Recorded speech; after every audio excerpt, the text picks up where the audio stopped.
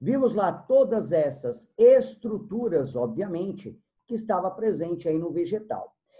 Então, vimos a parede celular, o plasto e o vacúolo. Vimos que o meristema é um tecido de crescimento. Esse crescimento ele pode ser em altura, que a gente vai denominar, estudamos isso ontem, o que a gente vai chamar de meristema primário. Então, toda vez que você escutar a palavra meristema, você vai entender que é um tecido que está em divisão. Divisão mitótica, mitose, a meiose são só as células sexuais. A mitose torna-se diferente, é um processo de crescimento. Muito bem.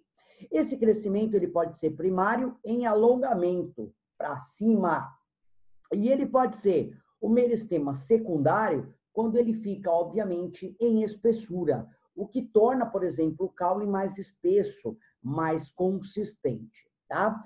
Primário, meristema primário, altura, meristema secundário, obviamente, alargamento. Muito bem. Vimos lá a presença lá de alguns tecidos de revestimento, de preenchimento, de condução e de sustentação. Vamos rever esses caras agora. Revestimento vivo, o próprio nome já diz, toda a estrutura pelo qual está viva no vegetal. Eu tenho alguns anexos que auxiliam ele, por exemplo, os pelos estando nas raízes, o que ela vai, obviamente, absorver água.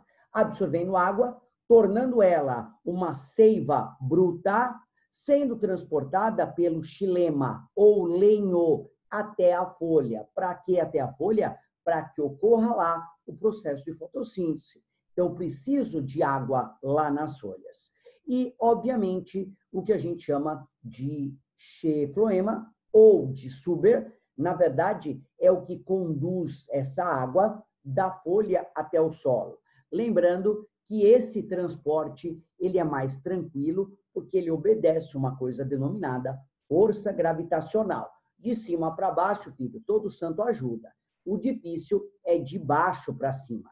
E aí nós vimos também, semana passada, que nós temos aí essa ação, que é a coesão entre as células vegetais e, principalmente, o processo osmótico, ou seja, a osmose fazendo com que essa água, com que esse líquido, com que essa seiva, ele esteja aí altamente aí sendo absorvido, tá? Vimos os acúleos, que na verdade são, entre aspas, falsos espinhos, são estruturas de proteção e que não estão fundidas no caule. Se eu mexer nesse acúleo, eu vou conseguir, obviamente, retirar essa estrutura, tá? Temos as nossas papilas, obviamente, na folha, o que vai permitir a presença, o conter, o proteger esse grão de pólen. Se porventura um grão de pólen cai, ele cai em cima dessa papila, o que obviamente ele vai ficar ali grudado. Se algum inseto pousar nessa folha, o grão de pólen vai grudar nele e aí obviamente ela vai ser levada, podendo chegar ao local correto, tá? E na verdade nós vimos lá os estômatos, que são estruturas, duas células, o que a gente chama de células guarda. No centro eu tenho um orifício chamado de ostíolo, onde essa célula pode estar aberta ou pode estar fechada. Estando aberta, ela permite a troca de gases, a entrada do gás carbônico, a saída do gás oxigênio e a saída, obviamente, de vapor de água, tá? Estando os estômatos fechados, esse ostíolo fechado não ocorre transporte. Muito bem. Vimos lá revestimento morto, que a gente chama de suber. Na lenticela, eu tenho pequenos orifícios, pequenas passagens de luz, onde, obviamente, vai ajudar esse meu vegetal a realizar a fotossíntese e vai auxiliar também a troca de gases, a entrada do gás carbônico e, obviamente, a saída de vapor de água e a saída de oxigênio. Processos, obviamente, finais do que a gente chama de fotossíntese, tá? E vimos o ritidoma, que é um tecido, obviamente, morto, com células mortas, que está como proteção externa a esse caule. Muitas dessas estruturas são utilizadas pelo homem. Muitas vezes o homem retira esse ritidoma, corta em pequenas partes e utiliza aí no cultivo do que a gente chama de orquídeas. A orquídea não é plantada na terra. A orquídea, ela está num vaso, só que esse vaso, obviamente, ele está protegido, obviamente, e repleto desses pequenos caules. É como se eu pegasse a casca de uma árvore, cortasse em pequenas partes e colocasse ali dentro. E ali eu coloco a orquídea. Todo mundo sabe que a orquídea é uma planta chamada epífita, inclusive ela vive em cima de outros organismos, o que a gente chama, e já estudado as relações ecológicas, inclusive a relação ecológica harmônica, o que a gente chama de epifitismo, tá? Ou inquilinismo. Quando a planta está em cima da árvore, quando a orquídea está em cima da árvore, e, obviamente, ela está lá sendo protegida e absorvendo luminosidade, tá? Então, aí é uma estrutura morta. Existe um outro tipo de ritidoma que é utilizado para ser feito, por exemplo, as rolhas, o que a gente chama de cortiça. A cortiça é um exemplo perfeito, se enquadra muito bem a esse caso. Um tecido externo e um revestimento morto. Muito bem. Paramos aqui na aula de ontem nos parênquimas. Parênquima é um tecido que a gente chama um tecido de preenchimento. Esse preenchimento pode ser de várias formas e com várias estruturas. Eu tenho o que a gente chama de parênquima clorofiliano. O que ele armazena? Armazena o cloroplasto. Ele armazena, obviamente, o que a gente chama de clorofila. Clorofila é o pigmento verde, é um plasto, é um cloroplasto que vai absorver energia eletromagnética, vai absorver luz, e essa luz será transformada no processo de fotossíntese. Então, o parênquima clorofiliano nada mais é um tecido de revestimento que eu tenho uma clorofila presente nele. Consequentemente, ele vai conseguir, então, fazer aí esse processo de fotossíntese, tá? Perfeito? Muito bem.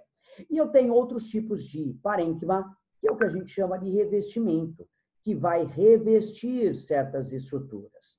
Eu chamo revestimento e de reserva. Então, vai conter, geralmente, substância nutritiva. Eu digo geralmente, porque não só, tá? Por exemplo, se a gente falar no parênquima, que está aqui denominado parênquima aquífero, o que ele está armazenando? Água. Água não é nutriente, mas é um tecido de preenchimento. Ali está sendo preenchido com a água. O que eu tenho, por exemplo, um outro parênquima, que eu vou chamar parênquima aerífero, que armazena ar. Professor, mas aonde que armazena ar? Dentro do vegetal. Se você pegar um bambu, meu lindo, meus amados, e cortar o bambu no meio, você vai ver que ele está oco. Ele está ali armazenando o quê? Armazenando ar. No caso ali, ele está armazenando o gás nitrogênio como principal substância para que a planta possa utilizar no seu processo de metabolismo, tá? Então, os parênquimas são tecidos de preenchimento, são tecidos que armazenam substâncias. Por exemplo, o clorofiliano armazena clorofila, o aquífero armazena água, o aerífero armazena ar, e assim sucessivamente, tá? E por último, eu tenho mais um tecido de sustentação. Esse tecido ele é dividido em dois tipos, o que a gente chama de clorênquima e colênquima e esclerênquima. O colênquima, perceba, é um tecido vivo, é um tecido que dá grande flexibilidade ao meu vegetal. Se você pegar, por exemplo, o pé de uma couve, se você mexer no caule desse cara, ele é flexível. Inclusive, se você dobrar demais, ele quebra. Por quê? Porque ele tem parede celular? Tem. Mas a parede celular dele é o que a gente chama de uma parede celular primária. Ele apresenta grande flexibilidade, o que a gente menciona que apresentam células vivas e que tem a parede celular primária. Por isso, a flexibilidade. A gente diz que esse tipo de tecido está em vegetais pequenos, em desenvolvimento. E o esclerênquima, que agora é um tecido que vai apresentar células mortas, células impregnadas, onde eu não tenho a flexibilidade nenhuma.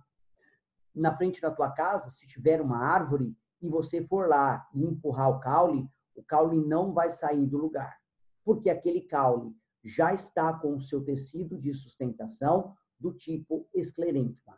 Ali já foi fundido, já foi fabricado a parede celular secundária. Essa parede celular é totalmente impregnada pela celulose, por um carboidrato, o que vai tornar esta estrutura altamente rígida, inflexível. Então, olha que coisa. Para o vegetal crescer, ele começa com colênquima, que é uma estrutura viva e uma estrutura flexível. A partir do momento que ele chega à fase adulta, o que acontece? Eu tenho o desenvolvimento do esclerênquima. Esclerênquima nada mais é um tecido morto, carregado, cheio de substância, no caso aí a celulose. E essa substância é a parte fundamental para se produzir a parede celular secundária, o que torna-se esse vegetal uma rigidez tremenda, tá? Então ele não mexe em hipótese nenhuma. Ou seja, meus amores, foi isso que ficou faltando a gente falar na data de ontem. Finalizamos toda a parte de fisiologia ou organologia vegetal. Vimos lá os tecidos de conduções, características, vimos os meristemas, vimos as partes principais desses vegetais. Então, a gente finaliza agora essa nossa aula, terminando essa parte teórica. Como sempre, para vocês, tem mais uma atividade, tá? Na verdade, mais uma tabelinha. Vou dizer para vocês que essa é a tabela mais fácil que vocês vão preencher, tá? Eu quero saber qual é a função, é só isso, a função da parede celular. Ela é formada de celulose, o que dá proteção ao vegetal. Acabou, é isso que eu quero saber. Eu quero saber qual a finalidade do plasto. E eu falei qual plasto que eu quero a clorofila. A clorofila, ela é produzida pelo cloroplasto e ela tem a finalidade de armazenar energia luminosa e transformar em energia química. O que é o vacúolo? O que é o meristema primário, secundário, pelo, parênquima, esclerênquima e tudo mais. Repara que eu deixei aqui uma linha. Se for pouco, galera, não tem problema. Vocês podem aumentar a quantidade que vocês quiserem. Beleza? Tranquilo? Bom, essa é a atividade para a data de hoje, o que eu finalizo aqui a nossa aula. Esse resto de aula que a gente tem aí vai ser determinado ao preenchimento dessa tabela e ao passo disso finalizado, por gentileza, precisa encaminhar isso, obviamente, para o meu WhatsApp. Perfeito, galera? Alguém tem alguma dúvida? Quer fazer uma pergunta? Alguma coisa não ficou entendido? Ou estou liberado? Professor, até quando pode entregar? Quando? Mais rápido possível, gata. Vamos dizer assim, até segunda-feira que vem. Pode ser? Pode. Então, tá ótimo, tá? Obrigada. Na verdade, assim, amores, eu quero entender que vocês são um segundo colegial. Eu quero entender que cada um tem a sua responsabilidade. Pô, professor, hoje tá meio embaçado, eu tô cheio de tarefa, tem lição de outras disciplinas, né? Tá meio complicado. Posso te entregar amanhã? Pode. Pode me entregar final de semana, pode entregar segunda-feira. A única coisa que você não pode deixar de fazer, amados, é de entregar. Fechou? Então, quero que essa entrega via WhatsApp. Vai tirar foto ou da tela do seu computador, ou dessa tela impressa, ou dessa tabela feita no seu caderno, numa folha sulfite. Para mim, como você vai fazer, não importa. O que você precisa fazer é, obviamente, entregar depois dela completa. Perfeito? Dúvidas? Tranquilo? Não havendo dúvidas, meus amados. De boa. Quero agradecer a nossa presença. Quero aí desejar a vocês um maravilhoso final de semana. Nossa, professor, mas é quarta-feira ainda. Gente, eu não apareço mais aqui essa semana, tá? Então, para nós, só na segunda-feira que vem. Segunda-feira que vem, a nossa aula já está preparada, tá? É uma aula dividida nas partes da raiz, do caule e da folha.